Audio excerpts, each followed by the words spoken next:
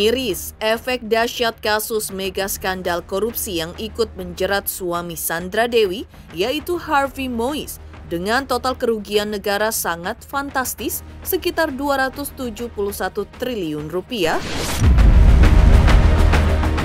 Selain menempuh langkah menutup kolom komentar akun sosial medianya, lantaran merasa ngeri kalau dibanjiri hujatan netizen, hingga saat ini, Sandra Dewi pun belum juga tampak sekelebat pun batang hidungnya di ruang publik.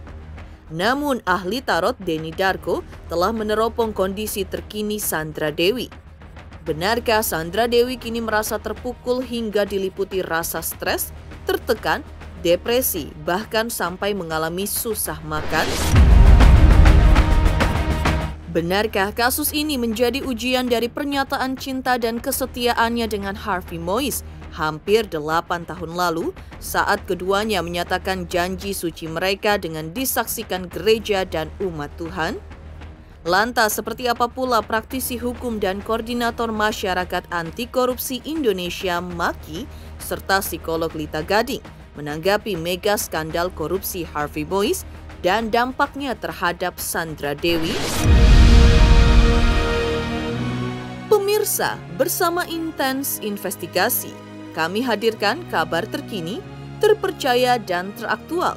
Tetapi sebelumnya, jangan lupa untuk like, subscribe, dan juga share channel YouTube ini.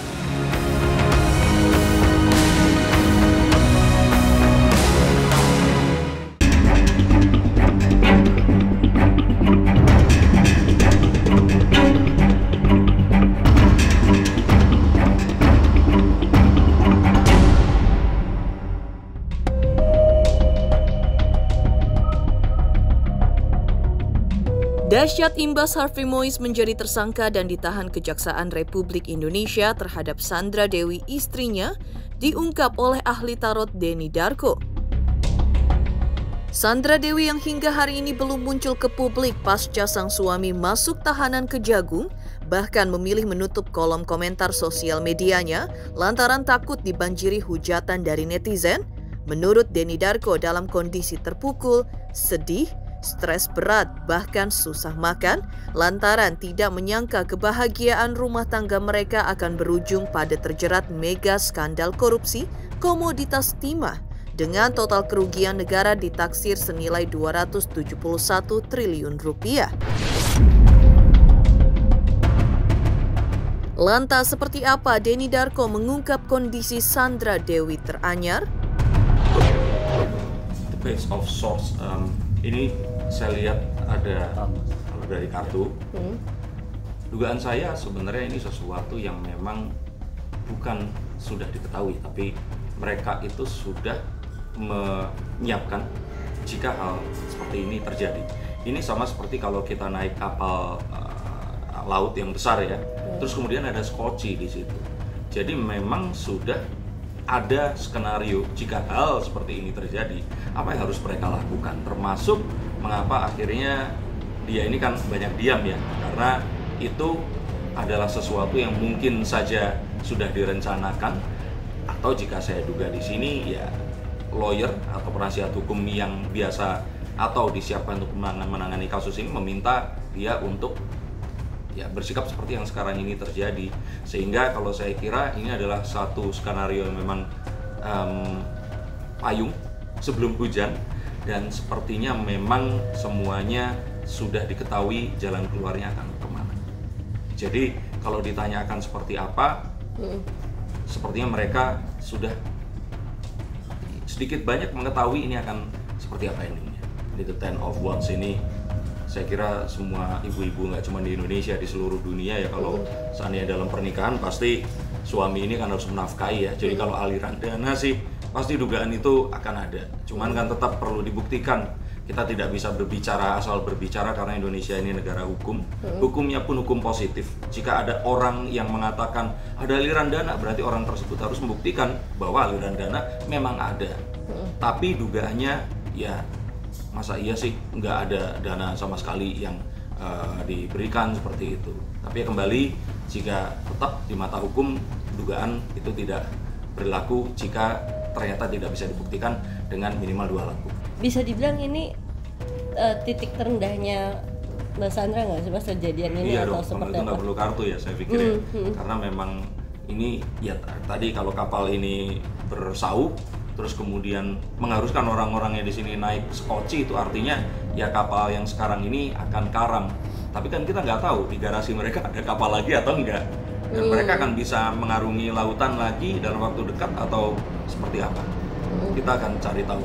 High Priestess, dalam konten saya di channel saya kemarin itu saya mengatakan bahwa ini akan berakhir sesuai dengan skenario tersangka, dan sepertinya kok ini semua akan, saya lebih menyoroti wajahnya si Harvey yang waktu tertangkap itu masih itu sama benar-benar terlihat tenang gitu loh. Ini nggak kayak ini misalkan di wawancara hari ini nih, saya karena puasa, saya tadi tidur siang dikasih tahu teman-teman wartawan udah pada datang, saya turun terus panik. Ini lebih panikan saya dibanding wajahnya Harvey yang dia tenang sekali. Dia seakan-akan itu kayak mungkin dia lebih, kalau saya duga ya, mungkin akan lebih panik saat misalkan anaknya terjatuh di sekolah terus dipanggil datang gitu. Jadi kayak tenang sekali, sehingga saya menduga dari kartu ini kok kayaknya sih dia akan mengira bahwa apa ya, it has been taken care of, udah yang ngurusin gitu. Jadi ini sepertinya yang saya takutkan akan ya seperti kasus-kasus yang lain di mana ini akan rame tapi terus kemudian orang akan perlahan lupa dan kehidupan berjalan seperti sedia kala. Nggak akan cerai. Jadi akan tetap baik-baik saja, akan tetap ya ini mungkin kalau diceritakan princess kan Cinderella ketemu pangeran, terus kemudian mereka itu bertukar sepatu, terus kemudian sepatunya hilang, pangerannya nyari akhirnya ketemu. Kalau saya pikir ya itu kan buku ceritanya selesai sampai mereka akhirnya menikah. Nah saya pikir masih ada buku yang kedua, ceritanya misalkan ada kejadian ini, yang mana itu juga bukan cerita terakhir. Kalau saya pikir ada buku cerita ketiga yang nanti akhirnya Cinderella-nya ya happily ever after hingga tua dan meninggal nanti. Saya kalau lebih percaya cerita yang itu. Sedangkan keterlibatan daripada tersangka HM ini adalah 2018 dan 2019. Yang khusus untuk HM yang kita tahan kemarin itu ya, beberapa modus operandinya adalah mereka mengumpulkan para penambang ilegal di lahannya milik PT Timah. Ya, kemudian mereka berusaha juga menghubungi beberapa PT yang punya smelter ya, untuk yang tadi yang ilegal tadi untuk menyewa smelter dan menyewa peralatan. Nah, dari kegiatan tersebut mereka mengumpulkan sejumlah uang ya, yang nantinya digunakan untuk CSR ya kan. Tetapi setelah kita deteksi uang-uang tersebut digunakan salah sehingga memang perkara yang terkait dengan HM ini ada benang merahnya dengan HM yang kita tahan 2 hari yang lalu ya, tersangka yang kedua. Ya, jadi uang sebagian mereka yang memanfaatkan, sebagian diserahkan kepada HM, dan untuk kepentingan CSR ternyata HM juga menggunakan untuk kepentingan usaha dalam hal ini manajemen dan untuk kepentingan pribadi. Berapa nilai korupsi secara keseluruhan dari perkara ini? Ya, menurut perhitungan penyidik sementara sekitar 271 triliun.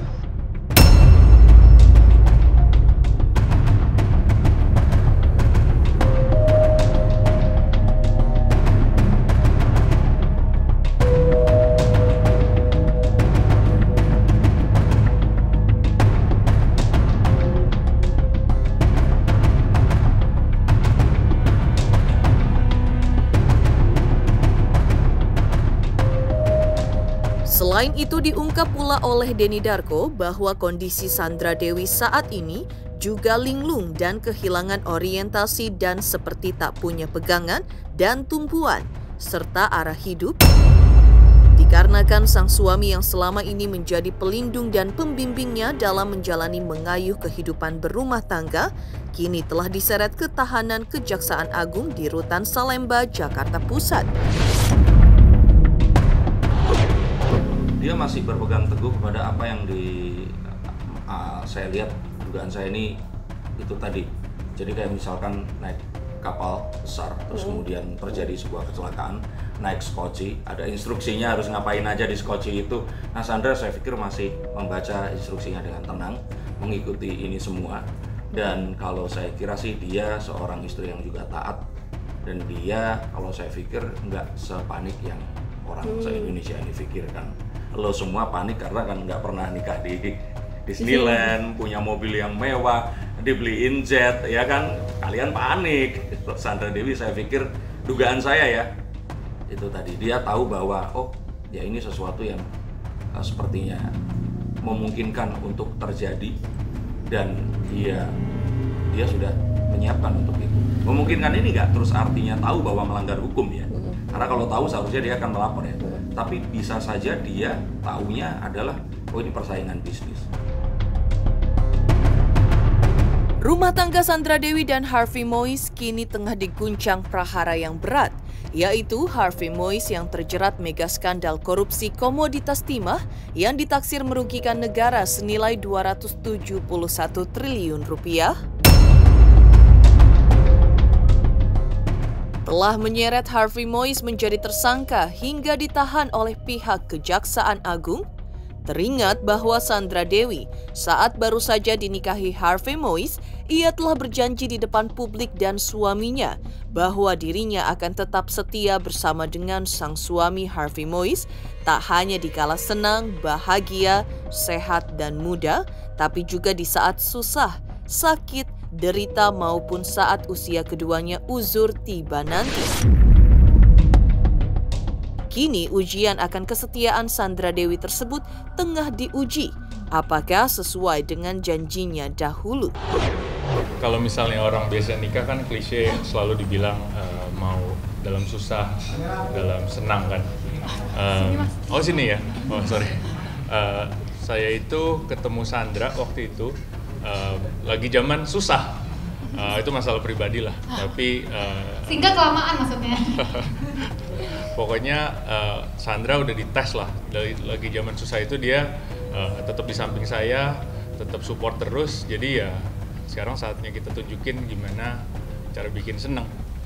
Setuju? Ya jadi kita memang selama 3 tahun itu susah senang sama-sama gitu. Jadi memang orang awal-awal pacaran mungkin senang-senang terus ya, tapi kita dari awal memang lagi ada masalah ini itu, tapi kita tetap sama-sama. Yang saya bilang itu susah senang, saya bisa melihat dia seperti apa orangnya dan menghandle saya seperti apa. Yang jelas senang banget karena kan selama ini bertahun-tahun lamanya teman-teman semua nanya saya kapan nikahnya. Saya kan nggak pernah ngasih tahu saya pacaran sama siapa. Saya selalu bilang saya udah punya pacar tapi nggak pernah ketahuan siapa, dan akhirnya menikah juga. Jadi saya bisa jawab pertanyaan teman-teman, ini loh sekarang saya menikah dan ini dia orangnya yang selama ini saya sembunyikan.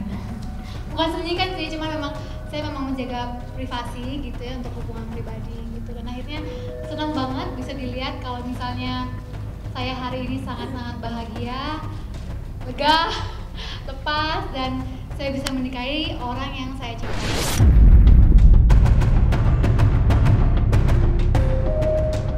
Hidup dengan bahagia yang membuncah di awal pernikahan, Sandra Dewi menginginkan agar biduk rumah tangga yang mereka bangun berdua dengan Harvey Mois berjalan seumur hidup hingga maut memisahkan. Apalagi janji suci mereka ketika itu dilakukan di hadapan Sang Pencipta dan disaksikan oleh gereja dan umatnya serta keluarga mereka. Kalau keluarga, pastinya kita mencontoh keluarga sendiri, keluarga saya sendiri dan keluarga Sandra sendiri kita gabungin. Kalau kita bisa setengah aja sebaik ayah ibu kita udah more than happy. Karena memang kita berdua berasal dari keluarga yang semuanya rukun, semuanya kompak, semua aja akur-akur aja. Jadi kita berdua pengen banget seperti keluarga kita ya berdua, kedua belah pihak itu Jadi kita maunya sih ya berdua seumur hidup, karena memang di gereja Katolik itu tidak boleh ada perceraian. Oke, kenapa saya memilih Harvey? Karena memang saya adore dia. Saya hanya bisa jatuh cinta sama orang yang bisa bikin saya adore dia. Saya banyak ketemu orang, tapi saya hanya bisa jatuh cinta sama laki-laki yang berkarakter baik menurut saya. Saya selalu adore, saya selalu kagum sama gini, kita 3 tahun pacaran, susah senang sama-sama, menghadapi semua masalah sama-sama. Saya selalu adore cara dia untuk menyelesaikan masalah. Saya selalu adore cara dia untuk menghadapi saya. Jadi setiap kali dia melakukan hal-hal apapun itu dalam menyelesaikan masalah, dalam menghadapi saya yang kemudian, saya selalu bilang, aduh, kayaknya cuma dia yang bisa menghadapi saya. Dan memang orang ini baik sekali, tidak pernah ngomongin hal negatif sama sekali tentang orang lain. Hidupnya baik, orangnya baik sekali, dan karakternya saya kagumi, makanya saya memilih dia dan bisa mendapatkan dia. Semua dari dia saya adore gitu. Kelebihan, kekurangannya saya kagumi.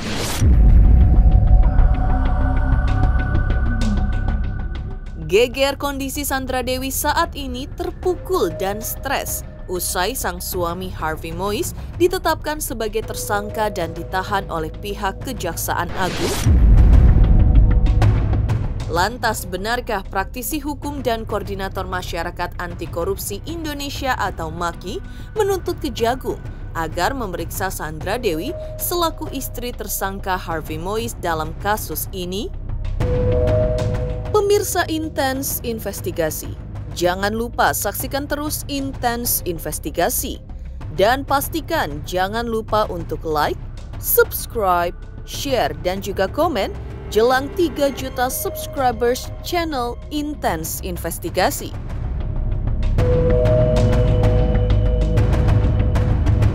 Halo, saya King Saiful Jamil. Jangan lupa saksikan Intens dari Senin sampai Sabtu.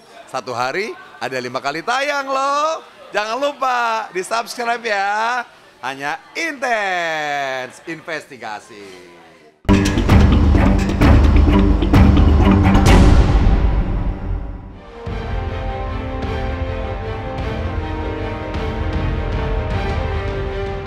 Geger mega skandal korupsi yang diduga melibatkan suami artis Sandra Dewi Harvey Moise membuat praktisi hukum Kamarudin Simanjuntak dan LSM Masyarakat Anti Korupsi Indonesia (MAKI) ingin agar Sandra Dewi turut diperiksa Kejaksaan Agung sebagai turut diduga menikmati dugaan uang korupsi yang diduga dilakukan oleh suaminya Harvey Moise. Jika terbukti terlibat entah Sandra Dewi ataupun anggota keluarga yang lain, menurut mereka layak dimiskinkan bahkan dihukum seberat-beratnya. Selain itu, Koordinator Masyarakat Anti Korupsi Indonesia atau MAKI juga mendesak Kejaksaan Agung untuk serius menangani secara hukum kasus dugaan skandal korupsi yang diduga melibatkan suami dari Sandra Dewi. Harusnya begitu. Jadi istrinya, suaminya, harus diperiksa. Kemudian juga orang tuanya, ayah ibunya, kakak adiknya, kemudian anak-anaknya, sama iparnya semua harus diperiksa. Karena termasuk kroninya, karena bisa saja mereka itu sudah diantisipasi ke situ. Bahkan misalnya pejabat-pejabat itu cenderung dia kalau membeli sesuatu, katakanlah berupa rumah, dia tidak dibalik nama dulu, misalnya PPJB dulu gitu loh. PPJB selama 5 tahun, 10 tahun, udah pensiun baru balik nama gitu loh. Itu kan kejahatan gitu. Punya kan pertama ke PT Timah, yang kedua ke mitranya, yang ketiga kan tata niaganya, yang keempat adalah kepada selebaran-selebaran kepada mitra-mitranya. Kemudian perencanaan, pengembangan dan sebagainya, termasuk juga urusan-urusan Timah itu sendiri, termasuk juga tata niaganya, itu semua harus diselidiki. Tentunya lah kan begitu. Apalagi dia istrinya artis atau suaminya artis misalnya. Tentu kan tidak, ketika datang rezeki ke rumah itu tentu kan dia tahu dari mana nih sumbernya nih. apakah layak apa tidak itu dimakan, gitu loh. Otomatis didatangkan itu rezeki ke rumah itu, dia tahu dong apakah itu halal apa tidak gitu loh.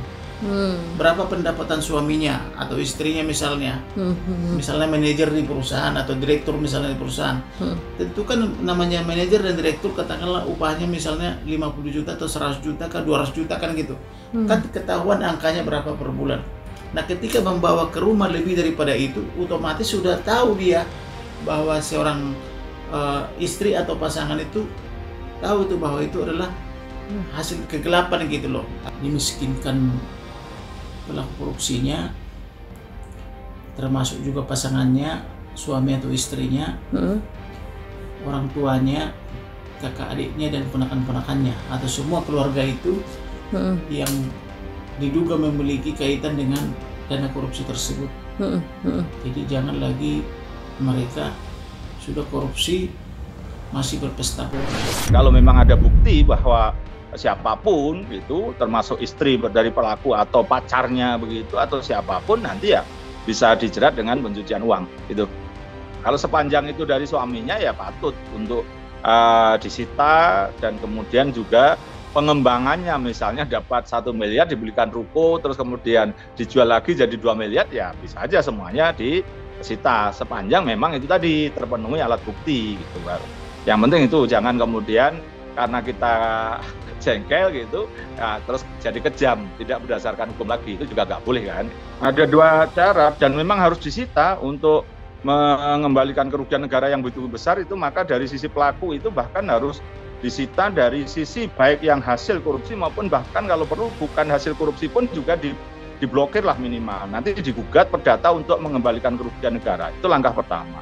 Yang kedua dikenakan atau dijerat pasal atau ketentuan tindak pidana pencucian uang.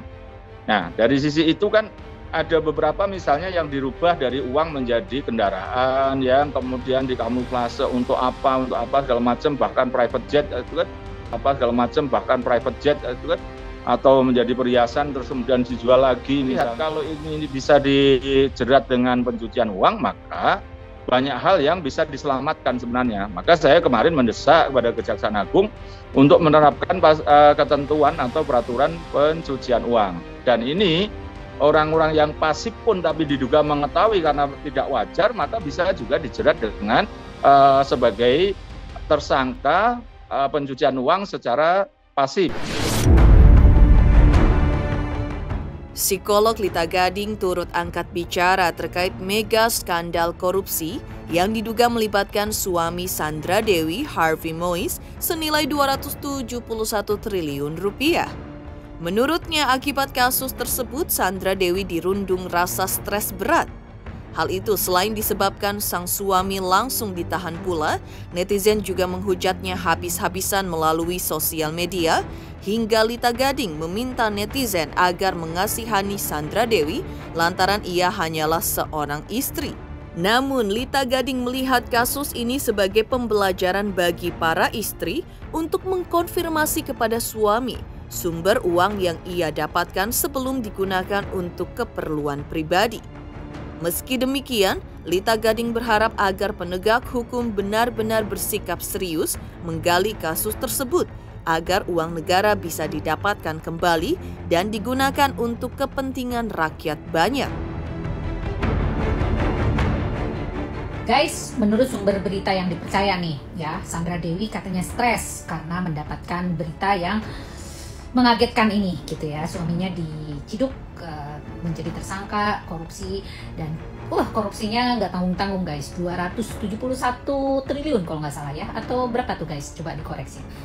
Nah, jelas saja karena yang namanya Sandra Dewi itu dia aktif di sosial media, di Instagram dan sebagainya. Ada banyak sekali netizen menggeruduk ke Instagramnya dia, katanya wah mencaci maki dan memberikan cemoohan-cemoohan yang sangat-sangat merendahkan dia gitu. Itu jelas ya guys, yang namanya sesuatu yang di luar dugaan, dan dia yang tadinya adem ayem terus akhirnya mendapatkan berita yang membuat dia stres, ya jelas aja gitu loh, pasti gitu. Dan dia katanya sekarang lagi tidak baik-baik saja kondisi kesehatannya guys. Nah, kita doakan yang terbaik ya. Jangan sampai kalian itu menghujat lah. Bagaimanapun juga kan Sandra Dewi nggak tahu apa-apa soal ini. Jadi saya minta tolong sih ya, kasihan lah Sandra Dewi. Janganlah kalian itu hujat gitu ya. Tetap kita psikologis praduga tak bersalah guys. Yang bersalah kan suaminya, bukan dia. Oke? Jadi saya minta tolong sekali lagi, jangan membuat kegaduhan yang mempelintir berita itu yang seakan-akan malah justru Sandra Dewinya yang salah gitu. Bukan gitu ya guys. Jadi berpikir positif, biarkanlah ini sudah ditangani oleh hukum ya. Semoga hukum ditegakkan yang seberat-beratnya dan seadil-adilnya, maka uang yang sudah dikorupsi itu bisa kembali ke negara dan kita bisa mendapatkan hasilnya juga gitu ya. Geger, praktisi hukum dan LSM Maki ingin Sandra Dewi turut diperiksa Kejaksaan Agung dalam kasus mega skandal korupsi yang diduga menjerat suaminya Harvey Moise senilai 271 triliun rupiah. Lantas benarkah terkait kasus tersebut netizen justru salah sasaran dalam menghujat, bukannya Sandra Dewi yang jadi sasaran? Benarkah justru artis Dewi Sandra?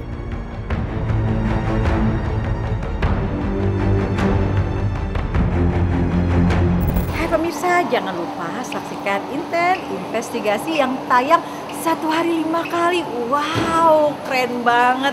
Jangan lupa ya di like, di subscribe, dan di komen. Pokoknya keren banget buat Intens.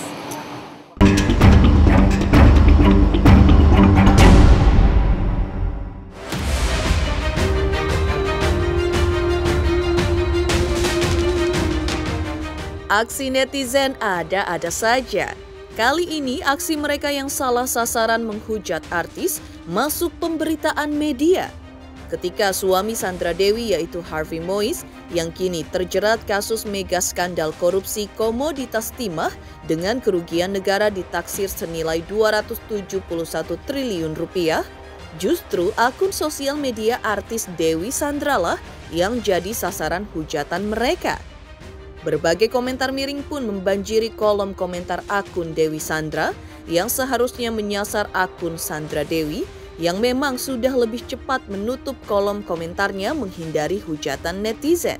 Dan saking membanjirinya hujatan dari netizen di kolom komentar di akunnya yang notabene tidak tersangkut kasus suami artis lain tersebut, Dewi Sandra pun sampai harus menutup kolom komentar akun sosmednya juga. Aldi Taher pun turut prihatin atas apa yang menimpa Dewi Sandra yang menjadi salah sasaran hujatan dari para netizen.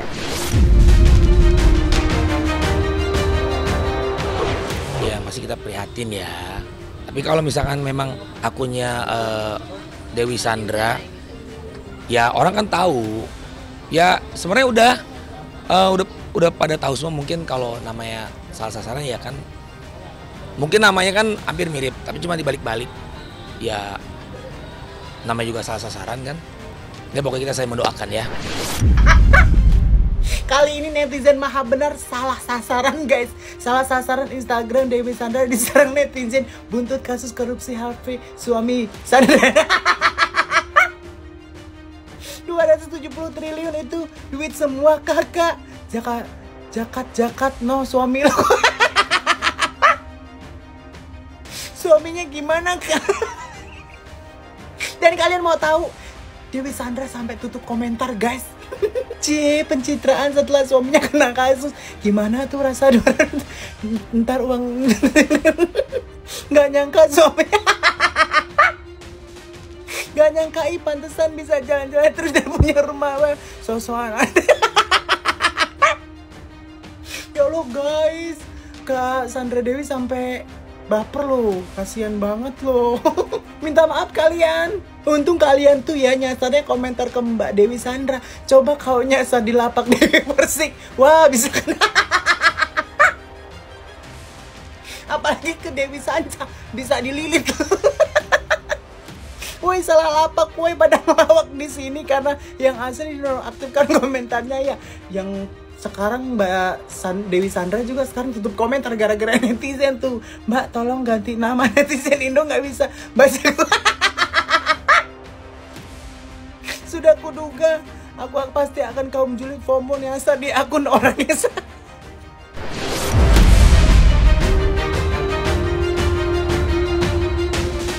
Demikian pemirsa kabar terkini, terpercaya dan teraktual yang kami hadirkan hari ini. Pemirsa Intens Investigasi, jangan lupa saksikan terus Intens Investigasi dan pastikan jangan lupa untuk like, subscribe, share dan juga komen jelang 3 juta subscribers channel Intens Investigasi.